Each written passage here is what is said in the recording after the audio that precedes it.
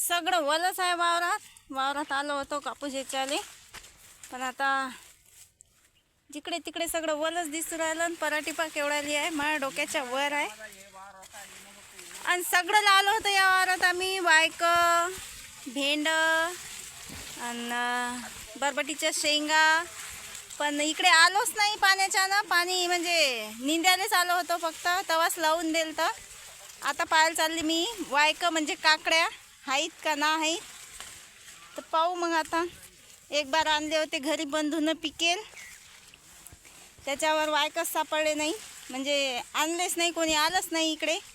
तर चला मग तुम्हाला दाखवतो मी काकड्या आहेत का नाही आहेत. आता अति बोरजोड लावले होते मी वायक आणि बरबटीच्या शेंगा, पण आता एवढाली पराठी झाली की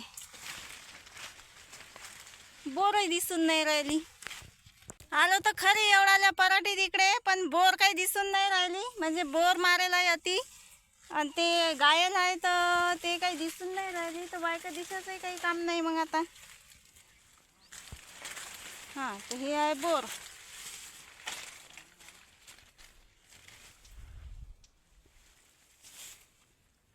बोर तर दिसली, हे पा दिसते तुम्हाला दाखवतो. हे आहे बोर, त्याच्यावर ठेवलेला आहे गोटा, पण ती एकही वायकाचा येल नाही, काकडीचा येल नाही का. सगळे एवढ्या मोठ्या या गरमीनं जायले का काय काय माहीत. तर चला मग आता वायक बीक काही नाही.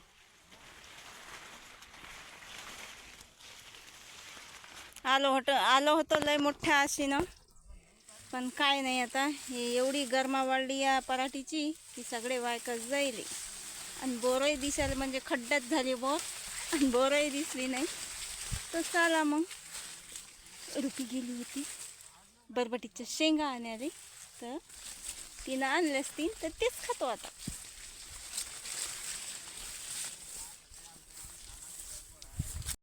चला या मग जेवण करायला. जेवण करायला आणला कलेजी तिकडे आता तिकडे बघत वाढ आहे मस्त बरबटीच्या शेंगा, हिरव्या गार मस्त पेरला की खायला भेटते. पण वायका पाहायला गेली होती, वायकाचा येलही नाही वायकही नाही, आणि बोरही लय वाकोड दिसली नाही.